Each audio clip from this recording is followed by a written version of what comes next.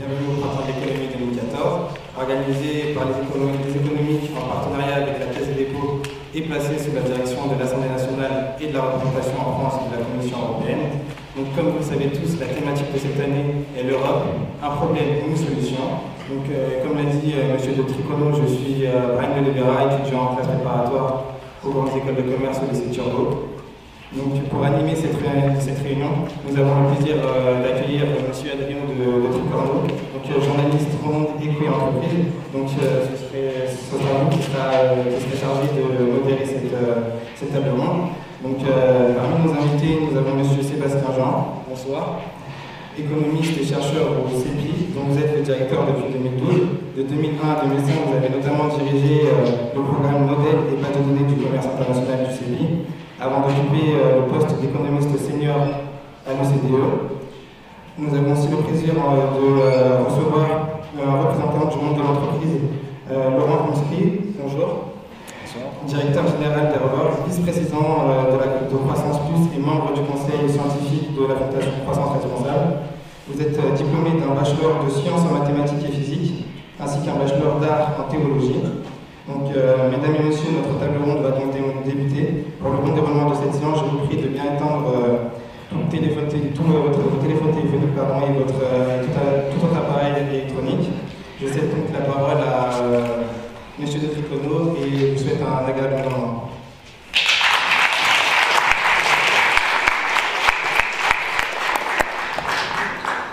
Merci Brian.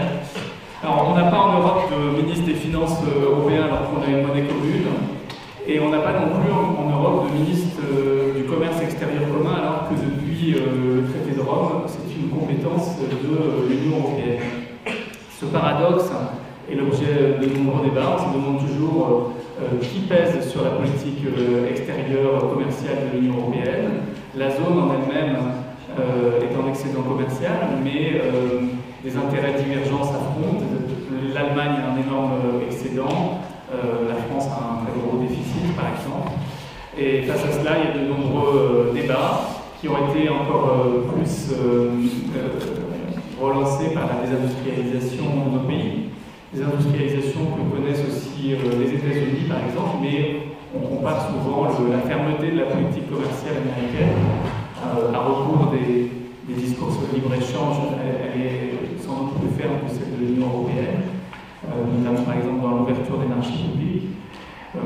Il y a aussi des grandes négociations qui relancent ce débat aujourd'hui, c'est celle sur le traité transatlantique, qu'on a au début appelé accord de libre-échange, alors qu'il y a déjà à l'évidence un libre-échange entre les États-Unis et l'Europe. Et puis, dernière actualité, le président chinois a proposé à Bruxelles récemment un accord de libre-échange avec l'Union européenne, sachant qu'il en a signé un avec l'un de nos petits voisins, qui est la Suisse, en 2013. Alors, je vais demander à chacun voilà, je vais essayer de poser rapidement ce sujet. Je vais demander à chacun de nos intervenants, dans ce cadre-là et face à ces défis-là, quelle politique commerciale ils envisagent et serait souhaitable pour l'Europe, en demandant d'abord donc à Sébastien Jean, non pas en Alphabetti, et Zaki Laïdi ensuite, puisqu'il vient d'arriver.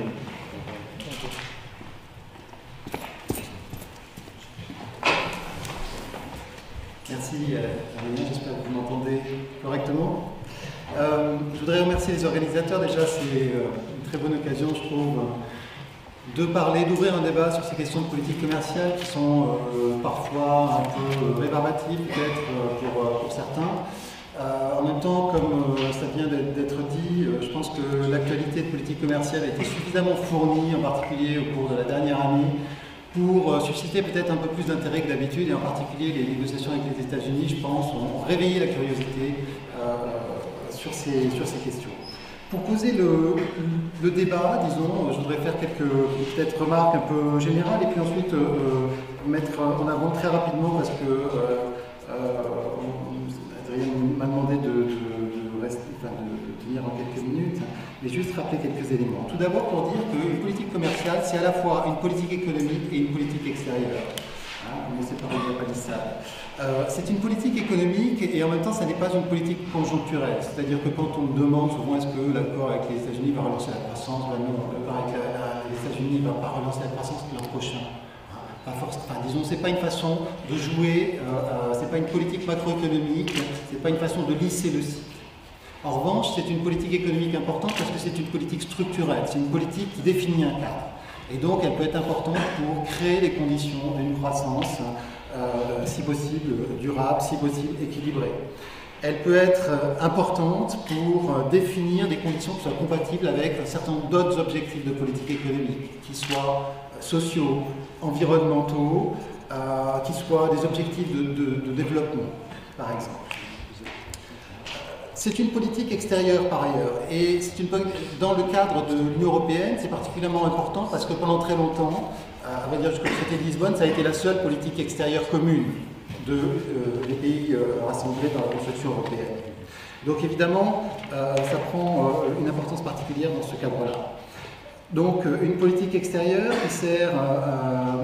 qui peut, disons, être utilisée à des fins assez variées, que ce soit en relation disons, dans le cadre des relations avec le voisinage, dans le cadre d'une politique de développement, dans le cadre aussi d'une politique, d'une vision, d'une approche un peu plus géostratégique, d'alliance éventuellement, et puis dans un cadre multilatéral. Bon. Maintenant, qu'est-ce qu'on peut dire de la politique économique dans le cadre européen spécifiquement? Il me semble qu'il y a deux éléments de contexte, en tout cas il y a deux éléments de contexte que je voudrais souligner pour commencer. D'abord, on parle souvent de l'Union européenne comme milieu du village global, des choses comme ça. Je pense qu'il est utile de rappeler ce qui pour beaucoup de non-européens est une évidence et qui me semble ne pas l'être parfois au sein de l'Europe. C'est que l'Union européenne est de loin la première puissance commerciale mondiale. C'est le premier exportateur, c'est le premier importateur. C'est le premier pays émetteur d'investissement direct à l'étranger, c'est le premier pays récipiendaire d'investissement étranger direct. C'est la première entité par l'ampleur de ses flux d'aide au développement. Et je pourrais continuer comme ça. Même si, évidemment, et c'est peut-être bon de le rappeler aussi, ce n'est pas la première armée du monde. C'est-à-dire qu'en termes politiques, on n'a pas forcément le même poids qu'en termes commerciaux. Mais en termes commerciaux, il est bon de garder en tête que l'Union européenne n'est pas le petit poussé, au contraire, c'est plutôt l'homme. Et même quand on parle, on y reviendra j'imagine, de relations avec les États-Unis, on a tendance souvent à présenter les perspectives d'un accord comme quelque chose où nécessairement on va se faire bouffer, si vous me permettez l'expression, par les États-Unis. Il y a des questions à se poser, évidemment, il y a beaucoup d'éléments différents à considérer, mais je pense qu'il faut garder en tête le contexte. Et le contexte, c'est celui dans lequel l'Union européenne maintient à peu près ses parts de marché mondial, alors que sur, disons, une vingtaine d'années, les États-Unis et le Japon ont vu les leurs s'effondrer. Si je prends juste pour vous cadrer les choses, disons, si je regarde les parts de marché dans la part de chaque zone dans les exportations mondiales, pour l'Europe, effectivement, entre 2000 et 2010, elle a baissé légèrement, elle était d'un peu plus de 16%, elle est passée à 15%. Elle a perdu en fait presque 10%. Pour les États-Unis, en 2000, ils étaient également à 16% comme l'Europe, et maintenant ils sont à 10%. 15% pour l'Europe. Donc, pour les États-Unis, c'est une chute de presque 40% de leur part dans les exportations mondiales. Et pour le Japon, c'est une chute qui est en termes relatifs et du même ordre. Donc, ça ne dit rien sur l'issue d'une négociation et les conséquences d'un accord, ça veut juste dire qu'on ne peut pas partir avec le présupposé que nécessairement on est des victimes, disons, ou on est dans une position de faiblesse. Le deuxième élément, très important à garder en tête quand on parle de la politique commerciale de l'Union européenne, c'est qu'on ne parle pas d'un pays, on parle de 28 pays. Et évidemment, on a finalement un jeu à 3 étages, États membres, échelon européen et puis ensuite relations extérieures. Et donc il y a une nécessité de cohérence entre ce qui est fait en interne et ce qui est fait en externe, en extérieur, qui est très grand. Maintenant, puisque la question qui est posée, c'est quelle politique commerciale pour l'Europe, j'ai déjà consommé l'essentiel du temps que le président Sens m'avait demandé d'utiliser, donc je vais juste peut-être répondre en quelques phrases. Sur ce qui, à mon avis, caractérise à la fois le contexte et disons les enjeux principaux. D'abord, quand on a le poids commercial que je viens de décrire, ça procure évidemment une grande influence potentielle sur les pratiques de ses partenaires. C'est-à-dire que par les politiques qu'on met en œuvre, par les accords qu'on propose, on peut influer sur beaucoup de monde quand on est le premier acteur commercial mondial comme cela. Et en même temps, évidemment, ça oblige. Ça oblige, et ça oblige en particulier à avoir un comportement qui soit cohérent avec la définition de règles, disons, qui soient efficaces, qui soient utiles au niveau mondial. Donc, on ne peut pas, disons, pour le dire autrement, on ne peut pas penser à la politique commerciale de l'Union européenne sans penser à ses répercussions pour les autres pays. On est trop gros pour ça. Deuxième élément, la conjoncture, disons, le contexte présent, c'est un contexte de course à l'échalote sur les accords régionaux de commerce, et en particulier ce qu'on a appelé de différentes façons, mais les méga deals, enfin les accords de très grande envergure, et le projet de partenariat transatlantique en fait partie. Qu'est-ce qu'il faut, comment est-ce qu'il faut voir ça, et comment est-ce qu'il faut voir la responsabilité européenne dans ce contexte? Personnellement, je pense que si on, disons, regarde la genèse de ce mouvement, globalement, c'est beaucoup plus le résultat des initiatives américaines sur les 15 dernières années en particulier, depuis en particulier le premier gouvernement Bush, que des initiatives européennes, et l'Union européenne, d'une façon générale, a plutôt joué le jeu de façon loyale, si j'ose dire, c'est sans doute pas le bon terme d'ailleurs, du multilatéralisme. Donc, l'Europe, finalement, bon gré mal gré, est rentrée dans ce jeu-là, et je pense que, d'une certaine façon, il était difficile de rester à l'écart, les bras ballants. Pourquoi? Bon, d'abord parce que il y a un jeu d'alliance, hein. J'ai parlé de la dimension politique des politiques commerciales, c'est difficile de rester, de voir des grands mouvements autour et de ne pas agir soi-même. Ensuite, parce qu'il y a un problème d'attractivité. On n'arrête pas de parler de division internationale du travail, de chaînes de valeur. Il y en a des multinationales qui sont de plus en plus importantes, et on a, disons, un défi de politique économique et donc de politique commerciale qui était resté attractif dans ce contexte. Donc, bon, je pense que, et puis il y a un besoin d'évolution, enfin, bon, c'est notamment lié à ce développement des chaînes de valeur internationales. On a besoin d'évolution des règles du commerce mondial. Donc, je pense que c'était finalement un peu logique pour l'Union européenne de rentrer dans ce jeu-là. Le dernier point, je finis par là, c'est que je pense que le risque évident auquel on est confronté régulièrement avec la politique commerciale européenne, c'est de trop charger la barre. Justement parce que l'unité, enfin c'est une politique extérieure commune, ça a longtemps été la seule, on a eu tendance à la charger d'objectifs qui n'étaient pas toujours cohérents, et finalement c'était mettre beaucoup de poids sur disons un outil qui n'avait pas qui n'était pas fait pour ça, et on arrive rapidement à des contradictions. On pourra peut-être y revenir dans la discussion. Je m'arrête là pour l'instant. Merci beaucoup Sébastien Jean, pour vous nous avez vraiment bien éclairé sur le tableau auquel nous sommes confrontés. Je passe la parole à Zaki Laïdi. Quelle politique commerciale pour l'Europe? Quelle est votre vision à vous? Bien, merci. Avant de répondre à la question de quelle politique commerciale, il faut essayer de comprendre ce qu'est une politique commerciale et quels problèmes elle pose, quand elle en pose et si elle en pose. Alors, tout d'abord, je commencerai juste par cette boutade, qui n'en est d'ailleurs pas une, concernant les bienfaits de l'ouverture des marchés. Aux États-Unis, dans les différents sondages d'opinion, vous avez beaucoup plus d'Américains qui croient à la réalité des Martiens qu'au bienfait du libre-échange. Et ça, c'est aux États-Unis, c'est pas en France, qui ont d'ailleurs, par rapport au commerce et au libre-échange, des visions extrêmement proches, extrêmement similaires. Il y a beaucoup plus de points communs entre la perception des bienfaits du libre-échange chez les Américains et les Français, quand chez les Français, les Allemands, les Français et les Suédois, par exemple. Alors, et ça, je pense qu'il faut aborder ce problème, j'allais dire, politique du rapport à l'échange, qui est un rapport complexe, qui est un rapport difficile. Alors, pourquoi est-ce un rapport difficile?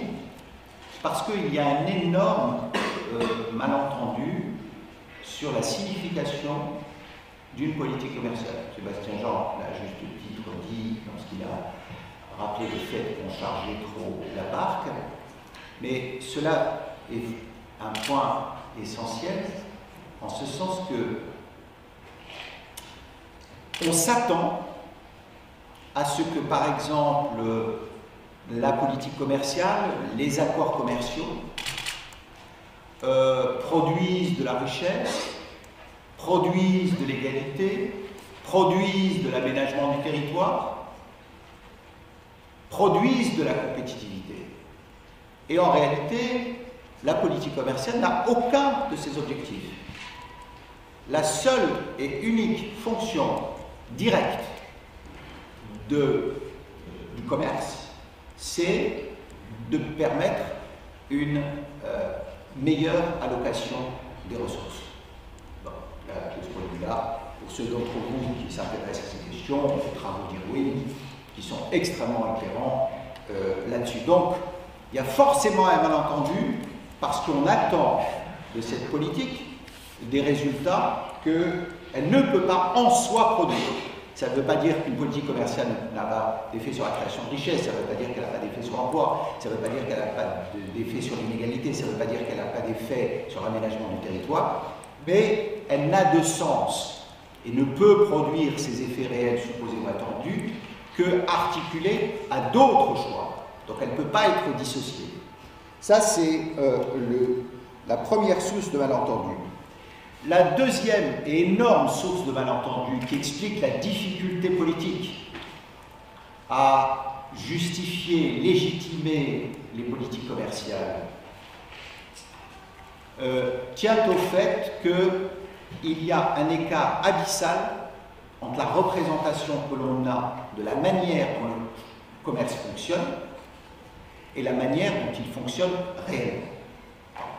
Et là, c'est un problème considérable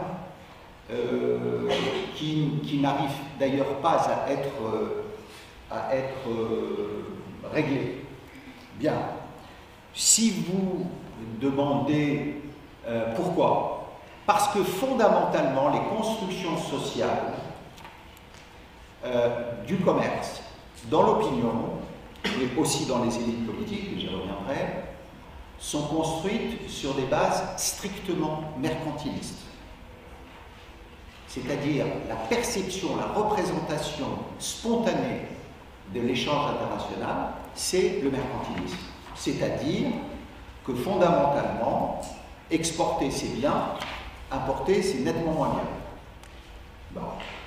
Alors en France, bien évidemment, ça atteint des niveaux caricaturaux rarement inégalés, mais quand vous regardez la scène américaine, vous constatez qu'on est dans des représentations qui sont très comparables. Alors, pourquoi la prégnance de ces visions mercantilistes? Bon, dans le cas français, les Français l'ayant inventé, il y a, je dirais, une filiation historique extraordinairement forte. Vous avez une constante dans le rapport français à l'échange qui est essentielle pour comprendre, je dirais, les positions françaises, pas les positions rhétoriques françaises, pas le comportement concret des agents français, qui est très très différent. Mais, encore une fois, vous avez cela aux États-Unis, où là, il faut aussi interroger l'histoire. Les États-Unis d'Amérique, par exemple, sont le seul pays au monde où la politique commerciale figure dans l'article 1er de la Constitution. Parce que les États-Unis se sont construits à partir d'une guerre commerciale. Donc vous avez une prégnance du rapport au commerce historique qui est très forte, très ancienne, et qui a des implications sur cette représentation mercantiliste. Alors, cette représentation mercantiliste, elle est accentuée par les États qui, dans les négociations commerciales internationales, raisonnent, eux aussi, en termes purement mercantilistes. C'est-à-dire qu'on vous dit tranquillement que tel contrat d'achat d'Airbus va créer X milliers d'emplois, ce qui est totalement vrai, mais qui ne vous dira pas, bien évidemment, que cette création de X milliers d'emplois dans le secteur industriel de l'aéronautique va s'accompagner de la destruction d'emplois dans d'autres secteurs, tout simplement parce qu'on est dans un monde où prévaut l'avantage comparatif. Alors, du coup, est-ce que c'est la même chose? Bien sûr que non. C'est là où on en revient à la question fondamentale que j'ai évoquée tout à l'heure, c'est-à-dire de l'allocation des ressources. C'est-à-dire le commerce mondial, c'est en cela que l'ouverture des marchés est fondamentale, et importante, c'est qu'elle vous dit au fond, de manière quasi cybernétique, ce que vous devez faire et ce que vous n'avez vraiment pas intérêt à faire. Et que de toute façon, si vous persistez à faire ce que vous continuez à faire, ce que vous ne devez plus faire, eh bien, vous allez avoir des destructions de pans entiers de votre économie. Je citerai, entre autres, par exemple, l'extraordinaire difficulté qu'a eu une partie du secteur textile italien à s'adapter à la clause de paix dans la manière textile. Donc, primat du mercantilisme et extraordinaire difficulté à en sortir. C'est-à-dire que si vous interrogez spontanément les gens, vous leur dites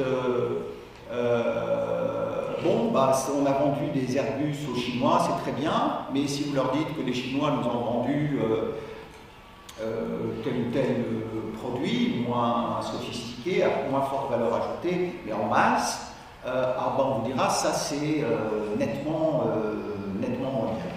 Or, on sait bien évidemment que tout ceci n'a aucun sens, d'autant que le développement massif des chaînes de valeur rend la territorialité nationale beaucoup moins pertinente dans le développement, par exemple, de mesures de protection. Bon, je ne sais pas si on aura l'occasion de revenir, mais c'est quand même, par exemple, la politique commerciale européenne, le plus grand défi. C'est la transformation profonde des règles de fonctionnement du commerce mondial. Bon.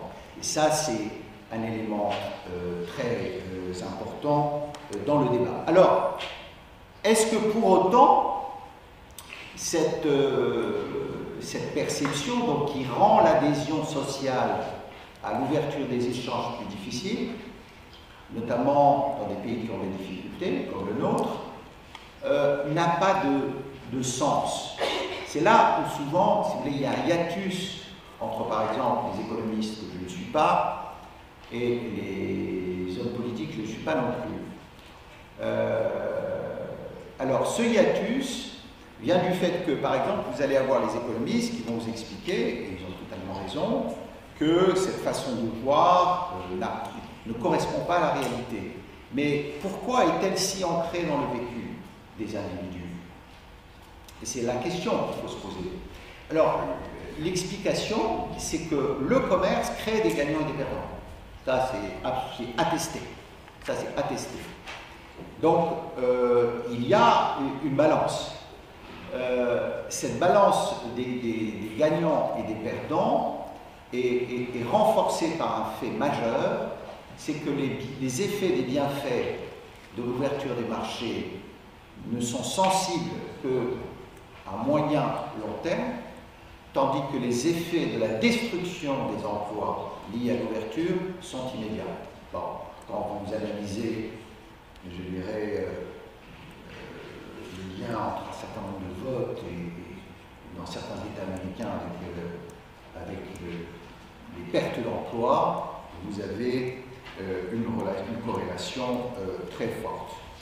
Alors, pour ce qui est, donc je pense qu'il est absolument indispensable de raisonner, de réfléchir à ces questions par rapport à ces paramètres, sans lesquels soit on entre dans une discussion purement idéologique, soit on entre dans une discussion extraordinairement technique. Et vous constaterez très vite que dans tous les débats sur le libre-échange, ce débat faisant manifestement exception, vous avez ce hiatus. Bien. Alors pour l'Europe, je dirais à ce stade 3 choses qui me paraissent importantes. La première, c'est que la politique commerciale pour l'Union européenne, qui, comme vous le savez, est la seule politique communautarisée depuis 1957, c'est même assez extraordinaire de voir que l'Union européenne a accepté de fédéraliser sa politique commerciale à partir de 1957, depuis le traité d'Europe. Bien. Alors, fondamentalement, la politique commerciale a un pouvoir multiplicateur. C'est un démultiplicateur de puissance nationale. Et pas de manière abstraite ou symbolique, mais de manière concrète. Si vous regardez ce que pèse l'Union européenne à l'échelle mondiale, c'est-à-dire 25%, entre 20 et 25% du PIB mondial, à peu près l'équivalent du pouvoir de puissance commerciale. Mais si par exemple vous prenez la population de l'Europe, c'est combien? C'est 7%. Donc sa puissance commerciale, c'est 22-23%. Bon. Donc vous voyez que 7% sont démultipliés. Alors ils ne sont pas démultipliés grâce au commerce, mais sur le plan commercial, il y a un effet multiplicateur. Si vous analysez la part du PNB allemand, qui est le plus grand PNB d'Europe, dans le PNB européen, c'est à mon avis un quart d'un cinquième. Donc le plus grand des pays européens ne pèse qu'un quart du poids de l'Europe. Donc ça, c'est un élément fondamental. Bon. Et c'est ce qui explique d'ailleurs que, de manière assez spontanée, si vous voulez, cette politique a été communautarisée très tôt, parce qu'elle ne mettait pas en cause la souveraineté symbolique formelle des États, et que, pendant très longtemps, les Européens ont eu les mêmes intérêts offensifs et à peu près les mêmes intérêts défensifs. Il y a des différences, il y a des nuances, mais fondamentalement, c'est la raison pour laquelle cette politique commerciale a tenu et tient. Mais on aura l'occasion de revenir, parce que je pense, malgré tout, que si ces préférences sont communes, ce que l'on constate quand même au cours de ces 10 dernières années, c'est que les performances de ces États membres, elles, ont sérieusement divergé. Et ça, c'est évidemment un élément qui entre aussi en ligne de compte, y compris dans les débats publics. Il y a des États européens qui ont tiré beaucoup mieux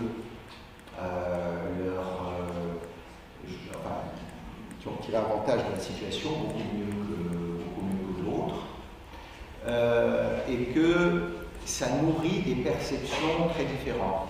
J'ai été par exemple frappé de voir que au moment des sanctions contre la Chine, les attitudes des États membres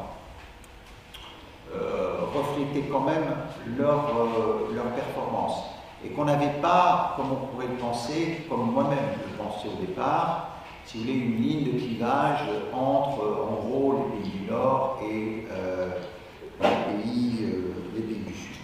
Donc l'hétérogénéité des préférences au sein de l'Union européenne, c'est quelque chose qu'il faut prendre au sérieux. L'autre élément important, et je pense majeur, de la politique commerciale européenne, c'est le fait qu'elle sera de plus en plus dépendante des marchés non européens. Comme vous le savez, ou vous ne le savez pas, si vous voulez, la caractéristique majeure, massive du commerce européen, c'est que c'est un commerce intra-européen. Les Européens commercent d'abord et avant tout avec eux. C'est la raison pour laquelle la thèse selon laquelle l'Europe serait victime d'une compétition déloyale des pays émergents qui expliquerait des performances plus faibles. D'abord, comme l'a dit Sébastien Jean, c'est absolument pas du tout avéré. Et ensuite, parce que si vous prenez par exemple le cas de la France, c'est ce que je m'évertue à dire, où est-ce que la France gagne des parts de marché et où est-ce qu'elle en perd? Quand vous posez la question, je le fais avec mes étudiants tous les ans, vous avez les trois quarts de la salle qui vous dira, eh bien, on en gagne en Europe et on en perd sur les marchés émergents. Manque de peau, c'est exactement le contraire. Bon, nous en perdons sur les marchés européens et nous en gagnons sur les pays émergents. La leçon de cela, c'est quoi? C'est qu'il ne suffit pas alors de dire que ces pays ne respectent pas les règles environnementales, sociales, etc.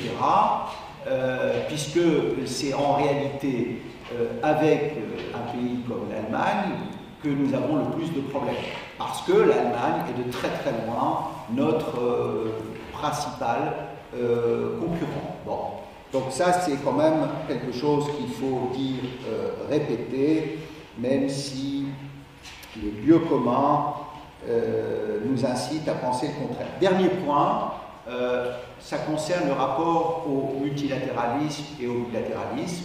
Je pense que ça, c'est une affaire très très sérieuse. C'est une affaire très sérieuse, et à ce stade, si vous voulez, j'inciterai simplement plutôt à poser la question à laquelle il faut essayer de réfléchir, qui est celle de savoir au fond pourquoi on entrerait dans une ère de bilatéralisme alors que nous entrons dans un système politique qui est de plus en plus multipolaire. Multipolarité versus multilatéralisme. En principe, dans un monde multipolaire, on devrait avoir plus de multilatéralisme parce que les problèmes d'action collective, comme dit Olson, nous forcent à coopérer davantage.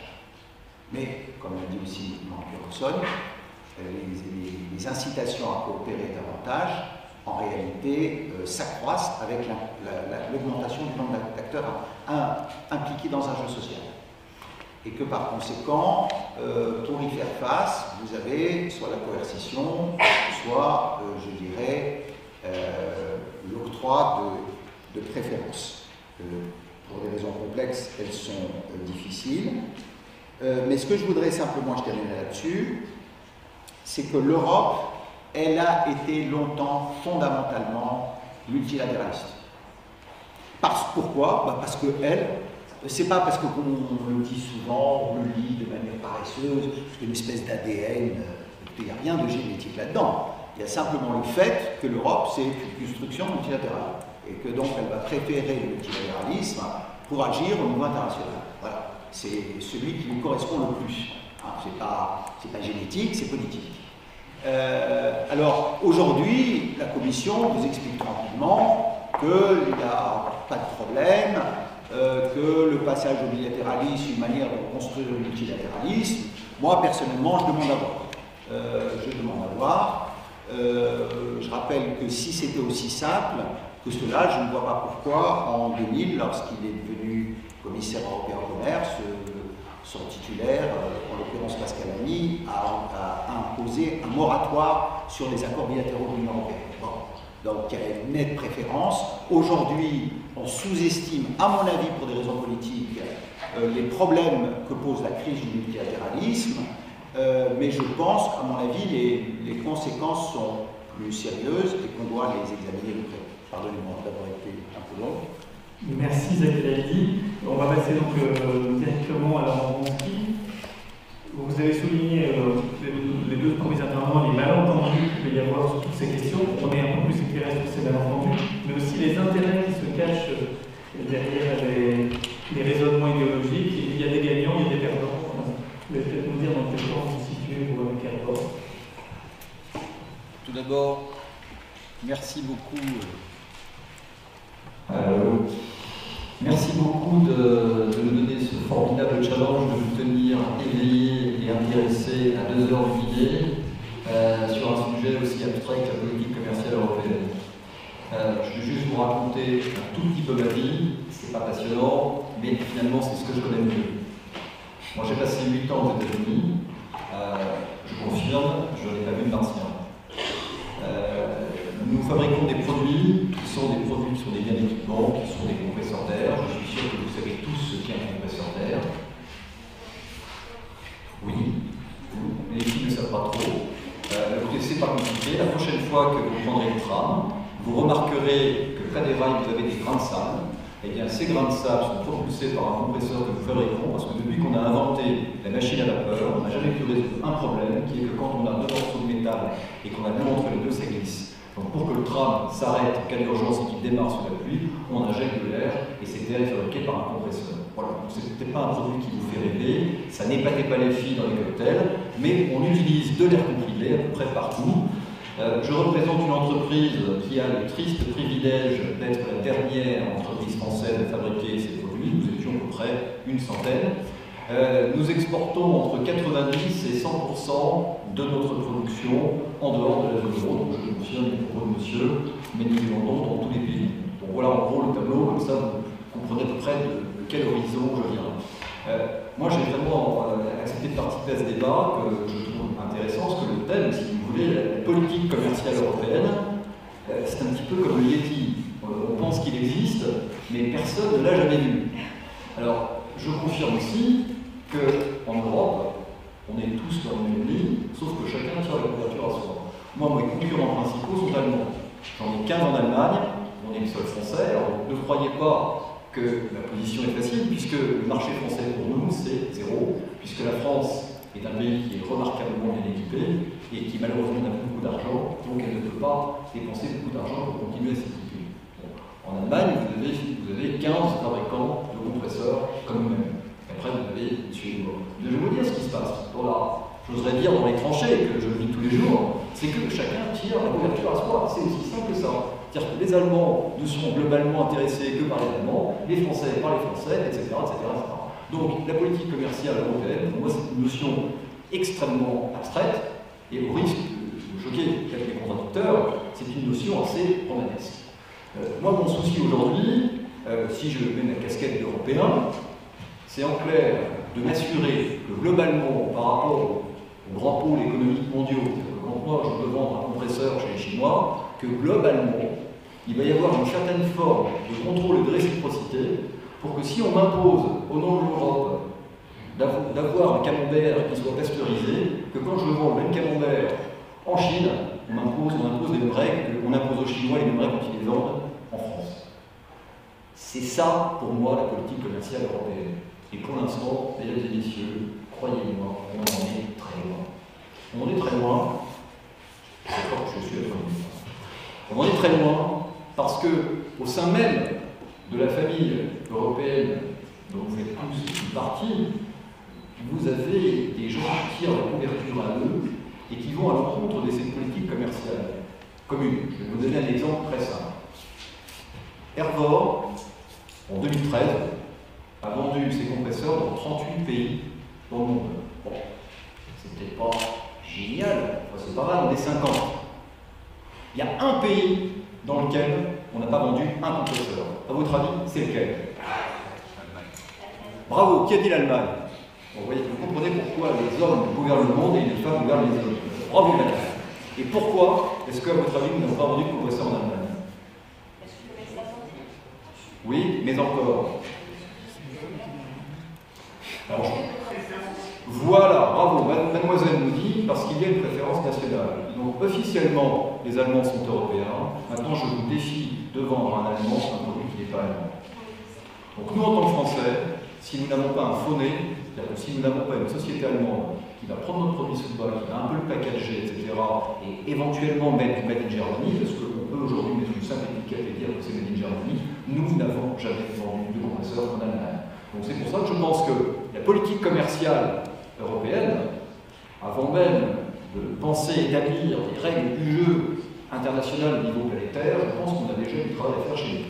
Et j'en aurais fini, puisqu'il me reste 30 secondes, pour que, en clair, nous soyons dans la même... On est dans la même copropriété, mesdames et messieurs. Pour ceux d'entre vous qui habitent dans des immeubles, on partage tous l'eau chaude, l'hôtel général, etc. Eh bien, aujourd'hui en Europe, pour espérer faire une politique commerciale commune, c'est-à-dire claire, qui apporte des bénéfices à nous tous, il faut déjà qu'on ait l'Europe fiscale et budgétaire commune. Ça veut dire quoi? Ça veut dire que si, moi en tant qu'industriel, je dois réfléchir à l'implantation d'un site industriel, si j'ai des taxes et des impôts et des lois qui sont plus faciles au Portugal qu'en Espagne, plus faciles en Espagne qu'en France, évidemment, il va y avoir une concurrence au sein même de la famille européenne. Donc je pense que l'idée même, pour moi le thème de cet après-midi, est un thème extrêmement intéressant, qui est sans doute flatteur pour notre vision un petit peu abstraite, mais on en est vraiment très bon. Voilà, merci. Bien, merci Laurent.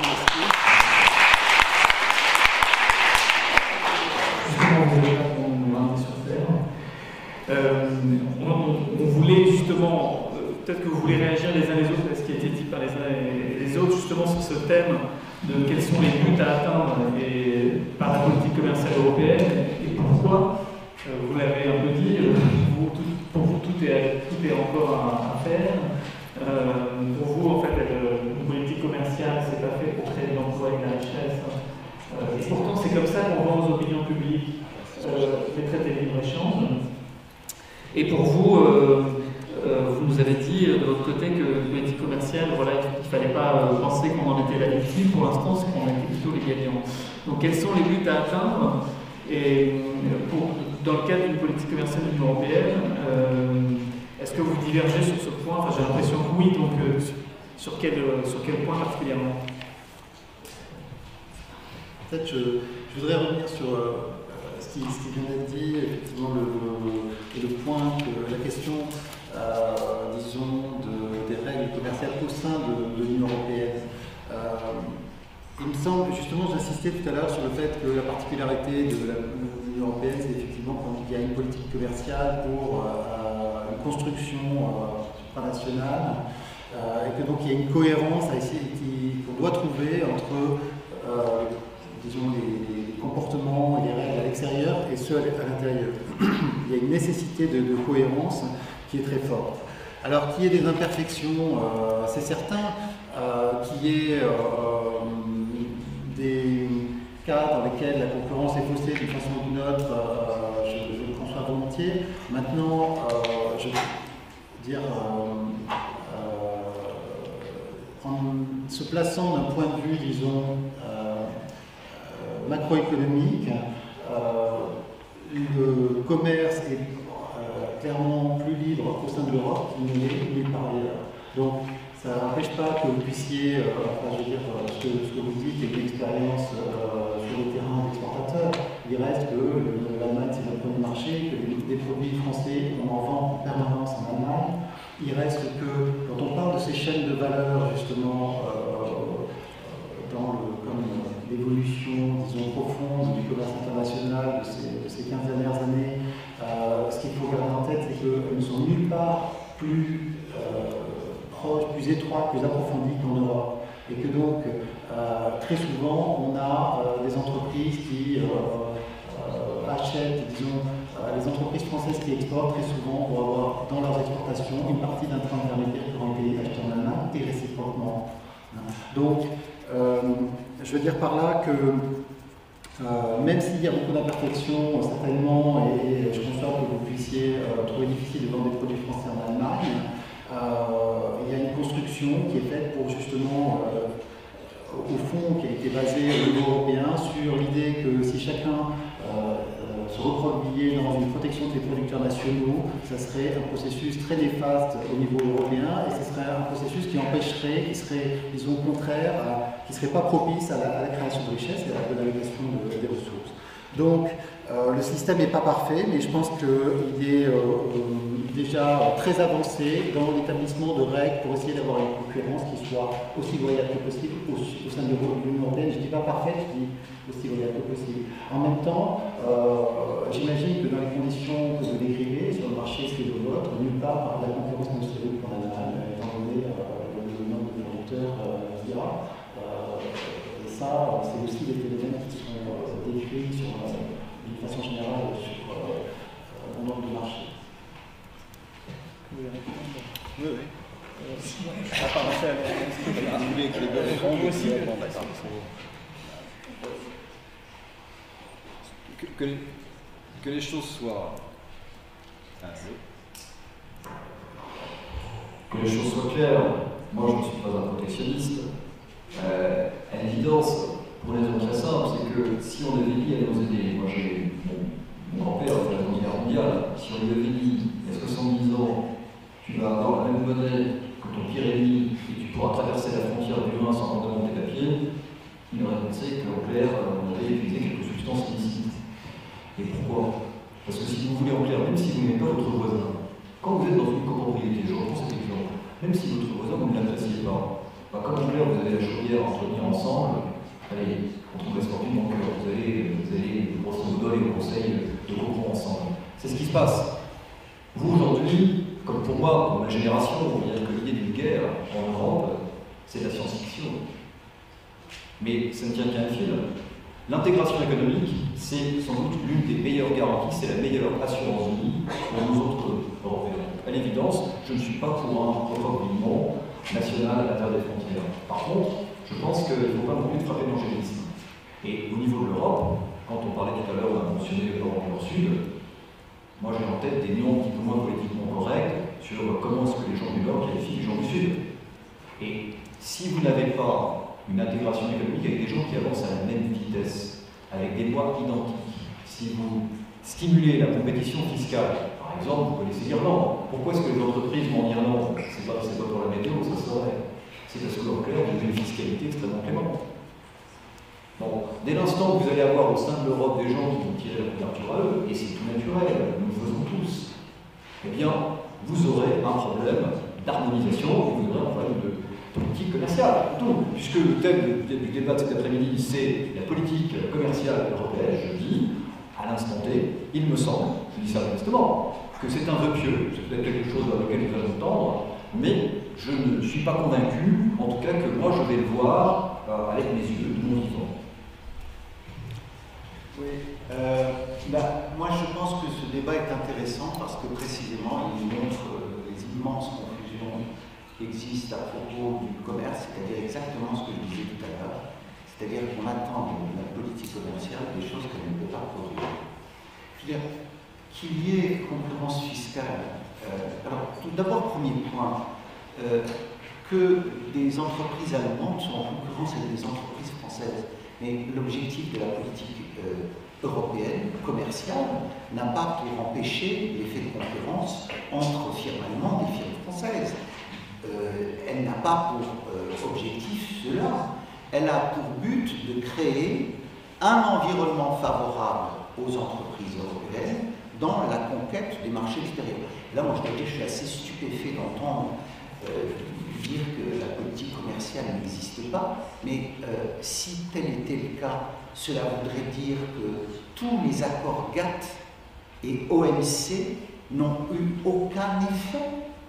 Enfin, qui peut sérieusement penser un quart de seconde que, par exemple, l'adhésion de la Chine à l'OMC n'a pas accru notre entrée sur le marché chinois, la part de marché? En fait, écoutez, on peut dire ce que l'on veut, mais estimer que la politique commerciale n'existe pas, et je veux dire, c'est tout simplement un déni de réalité. Par ailleurs, aujourd'hui, on voit bien quels sont les enjeux auxquels s'attache l'Europe. Bon, l'accord plurilatéral sur les investissements, il est précisément destiné à faire en sorte que l'accès au marché des pays émergents soit beaucoup plus ouvert.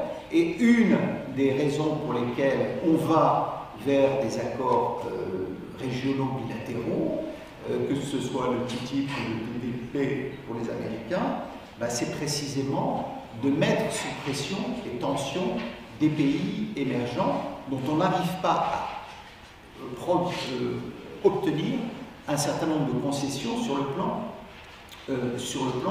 multilatéral. Donc, la politique commerciale n'est pas destinée à permettre à des entreprises françaises de ne plus être en concurrence avec des entreprises allemandes. Deux, s'il y a des dysfonctionnements, et il y en a, ce sont des problèmes du coup de marché intérieur. Trois, qu'il y ait des préférences nationales cachées ou réelles, ça j'en suis absolument convaincus. Une des difficultés que l'on a précisément en France, c'est qu'on déclame le patriotisme économique, mais on ne le pratique pas. Alors qu'effectivement, les Allemands ne le déclament pas, mais le pratiquent. Eh bien, il faut être plus retors et il faut pratiquer une certaine préférence nationale lorsque on a affaire à des concurrents. Et 3, que la politique commerciale produit des effets et des résultats, sans quoi elle aurait déjà été largement démontrée. Alors, une des questions, vous avez dit, le multilatéral, pardon, la politique commerciale ne résout pas tout, et le multilatéralisme est préférable à des accords bilatéraux, et ces accords bilatéraux, ils visent finalement à dire aux pays émergents, on vous met la pression pour jouer les règles du multilatéralisme. En même temps, les pays émergents, aussi, à la fin du cycle de Doha, ils ont demandé, par exemple, des choses aussi simples que de pouvoir, pour l'Inde et d'autres pays émergents, constituer des réserves alimentaires. Ça a été jugé contraire aux règles du commerce afin de stabiliser les cours et le droit à l'alimentation. Et donc la question qui est posée, c'est pourquoi le multilatéralisme seulement dans le domaine commercial et pas dans le domaine de la santé, du droit au travail, etc., où c'est beaucoup moins contraignant les règles de l'OIT, par exemple. Est-ce qu'on ne se heurte pas, puisque effectivement le commerce ne résout pas tout, à un conflit d'objectifs, et donc la politique, puisqu'on parle aujourd'hui de la politique de l'Europe, la politique de l'Europe, est-ce qu'elle n'est pas vouée finalement à un certain échec si elle ne vise qu'à développer le libre-échange multilatéral sans se préoccuper des questions de santé, d'alimentation, des droits sociaux? Oui, je peux répondre là-dessus? Je vous en prie. Oui, alors je réponds à votre question, qui est une question importante. Alors la première chose, c'est qu'il n'est pas, je pense, tout à fait exact de dire que l'Europe ne se préoccupe pas de ces questions. Non, ce que je voudrais dire, c'est dire à la salle, c'est qu'il y a à la Commission européenne une direction de la cohérence, c'est une unité de la cohérence, dont le but c'est d'essayer de contacter la direction de la pêche, la direction du commerce, la direction de la santé, de l'alimentation, pour être certain que tous les accords de libre-échange qu'on signe ne sont pas en train de mettre en péril l'alimentation, la santé, la pêche. Et il n'y a que 3 personnes qui y travaillent et ils sont les premiers à dire que très souvent les accords de libre-échange déséquilibrent d'autres types d'objectifs de l'Union européenne. Mais ça, j'avais bien tout à fait compris le sens de votre remarque. Ce que je veux dire, c'est que dans les négociations commerciales internationales, les plus grands demandeurs de règles, de normes, que ce soit sanitaires ou environnementales, sont les Européens. Je vous rappelle que au moment de la négociation de Doha en 2001, nous avons, au terme d'une négociation extraordinairement difficile, où nous étions dans le monde totalement isolés, obtenu une mini-clause environnementale sur la compatibilité des accords commerciaux avec les accords environnementaux, mais qui excluait de fait Kyoto, et qu'au moment où nous avons voulu introduire le respect des règles sociales fondamentales, contenues notamment parce qu'à l'époque on appelait les règles de Singapour, les Indiens nous ont menacés et ont dit que si on introduisait des clauses sociales dans la négociation, ils quitteraient la négociation multilatérale. Donc le fond du problème aujourd'hui, c'est que dans le système international, nous sommes en réalité sur la question des normes sociales et environnementales relativement isolés. Pourquoi?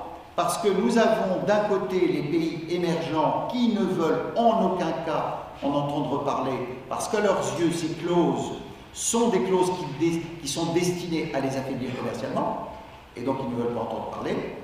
Et les Américains, qui ont un raisonnement différent, les Américains ont des clauses, ont des standards environnementaux et sociaux relativement élevés, mais ils sont plus malins, c'est-à-dire qu'ils préfèrent les inclure dans des accords bilatéraux où ils peuvent tordre le bras de leurs partenaires.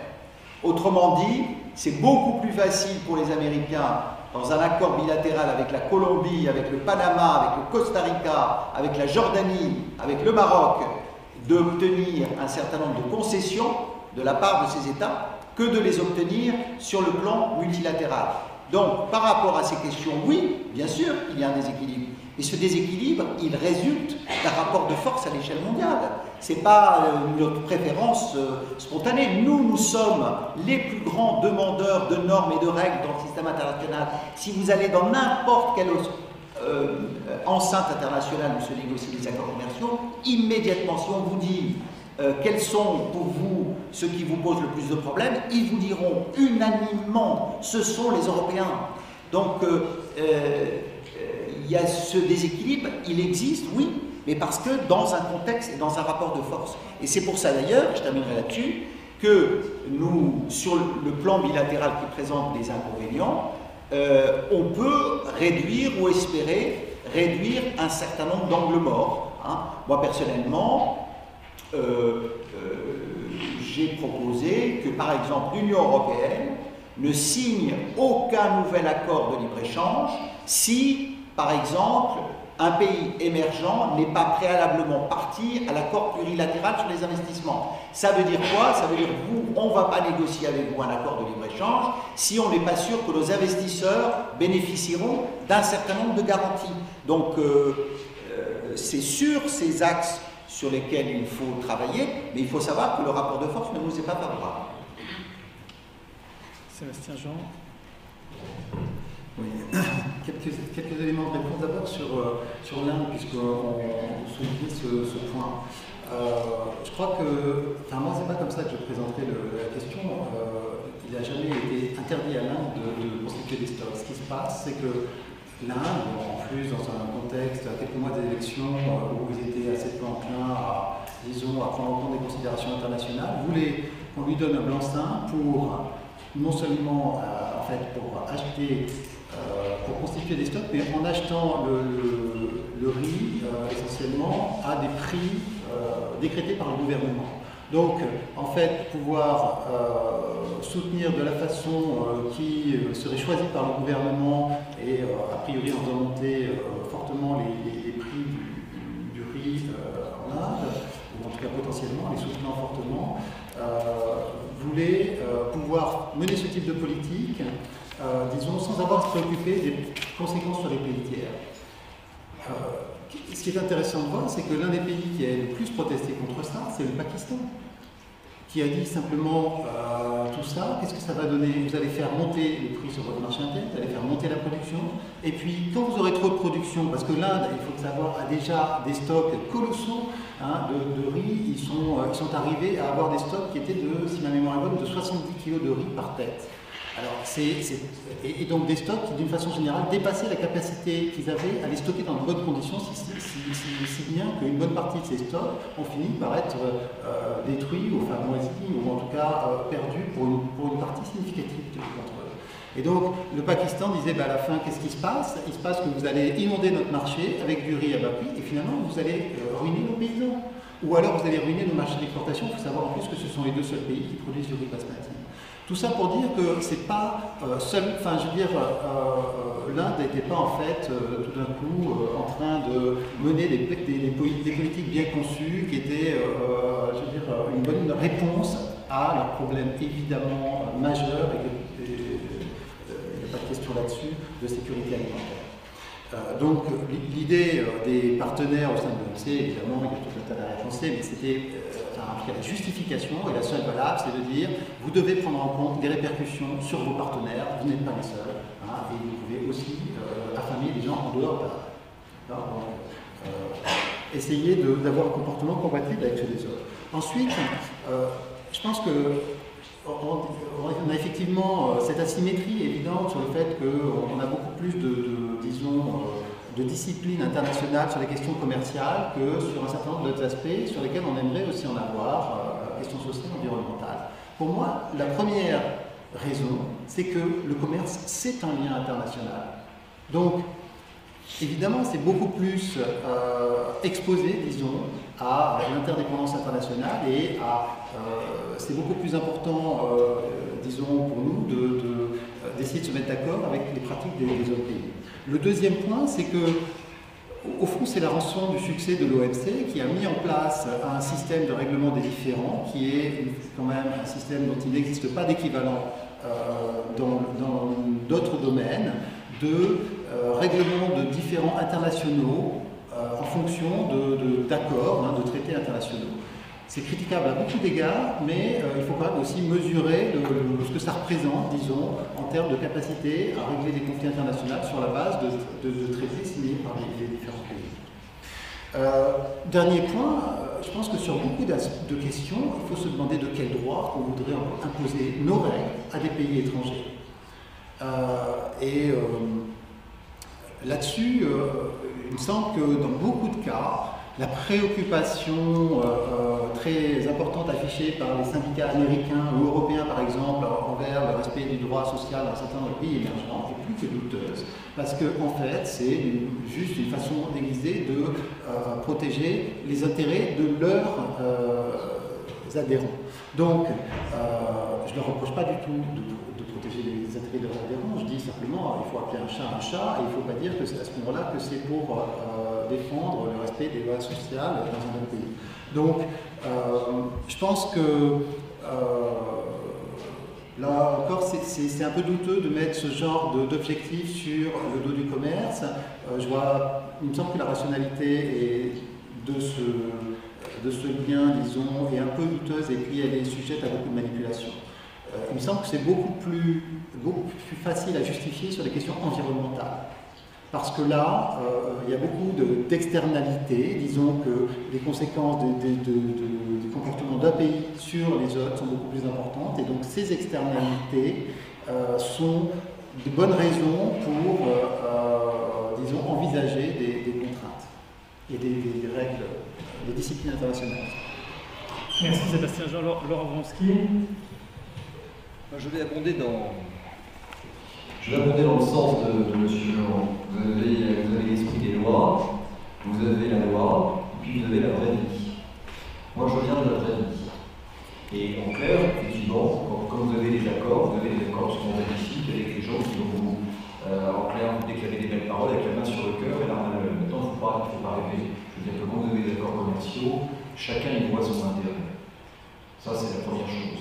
Alors qu'il y ait, si vous voulez, des idéaux, qu'il y ait des visions stratégiques, c'est formidable. Simplement, aujourd'hui, on est dans une guerre économique qui est inégalée. Pour une raison extrêmement simple, et ça vous suffit d'aller dans un simple supermarché, c'est que l'échiquier sur lequel nous jouons, aujourd'hui, c'est démultiplié, c'est à l'échelle de la planète. Donc aujourd'hui, vous avez une guerre qui est extrêmement féroce et qui fait rage, et chacun essaie d'utiliser toutes les armes à sa disposition. Maintenant, sur les questions sociales, sur les questions, je dirais, philosophiques, je vais le résumer simplement, moi je crois en quelque chose que l'on ne peut pas maîtriser, que vous avez tous avec vous, vous avez tous des télé portables, vous avez tous aujourd'hui accès à Internet, et aujourd'hui tous les citoyens du monde que nous sommes voient comment les autres vivent. Exemple, moi j'ai participé à des tables rondes dans d'autres pays, tous les jeunes que j'ai pu voir sont tous comme vous, ils sont habillés comme vous, ils ont parfois même les mêmes réflexes que vous, donc aujourd'hui les gens voient ce qui se passe ailleurs. C'est ça qui va faire qu'on va avoir une certaine convergence. Qui est, si vous voulez, un socle juridique qui est d'accord, je le sais très bien, mais il ne faut pas rêver. Vous avez le bon vieux rapport de force, ça existe depuis la préhistoire, et malheureusement, il y a peut-être, je vais vous dire quelque chose qui va peut-être pas faire plaisir à certains, mais il y a un poète qui dit qu'en économie, la règle d'or, c'est que c'est celui qui a l'or qui fait les règles. Alors vous pouvez ne pas l'accepter, mais dans la vraie vie, c'est comme ça que ça se passe. Et donc vous avez des pays qui ont un poids phénoménal. Regardez ce qui vient de se passer avec M. Poutine en Ukraine. Je veux dire que M. Poutine, malgré toutes les philosophies, les traités du monde, il n'en a rien à faire. Lui, il a une arme extraordinaire. Il y en a deux. D'abord, il a des ressources naturelles, en plus après, il est armé. Donc tout le monde, ce que nous revivons aujourd'hui, c'est un mauvais rêve. C'est ce qu'on a vécu dans les années 30. Vous avez la même chose. Hitler a fait la même chose. Il a annexé des pays au nom de gens qui vivaient dans ces pays, qui soi-disant faisaient partie de sa communauté. Il a aussi accueilli les Jeux Olympiques. Vous voyez comme quoi l'histoire se répète. Et tout le monde a dit alors lui c'est pas bien, etc. Et on a même envoyé, je dirais, des gens éminents pour aussi négocier la paix. Ça s'est terminé par une guerre mondiale. Donc ce que je crois, c'est qu'effectivement il faut ce socle. Mais c'est les gens comme vous qui vont faire que grosso modo, on va trouver des intérêts communs et éviter qu'il y ait des zones de friction. Voilà, c'est tout ce que je veux dire. Juste rajouter un peu, merci. Oui, là encore, je je suis un peu perplexe. Parce que les rapports internationaux soient fondés sur des rapports de force, mais ça me paraît une grande la palissade. Et c'est une réalité, bien évidemment. Mais la question est de savoir qu'est-ce que l'on fait à partir de ça. Est-ce qu'on développe un socle de règles minimales qui nous permettent de vivre ensemble, ou alors est-ce que, au fond, est-ce qu'on en revient au Léviathan, ou alors on pense que c'est donc la guerre de tous contre tous. Nous sommes une région du monde, je ne sais pas qui vous avez dit ça, je vous dis quel est le problème qui est posé. Nous, en tant qu'Européens, nous avons absolument à vivre dans un monde qui fonctionne sur la base des règles les plus élevées pour protéger notre modèle social. Donc, on ne va pas se faire les défenseurs d'un monde sans règles. Cela dit, par rapport au rapport de force, il ne faut pas non plus, je dirais, oublier l'histoire.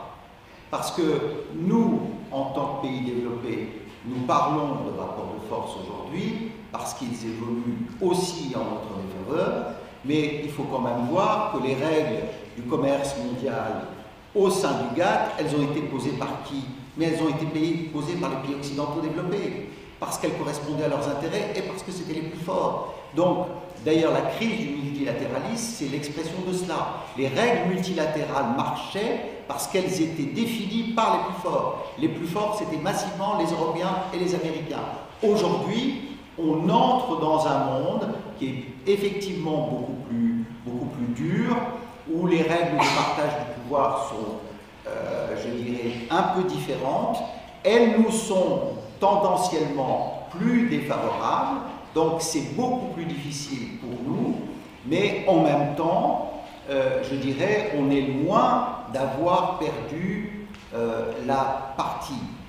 Encore une fois, nous en tant qu'Européens, avec 7% de la population mondiale, nous produisons un quart des richesses mondiales. Et donc, c'est un point qu'il faut ne jamais perdre de vue. Merci à tous les participants.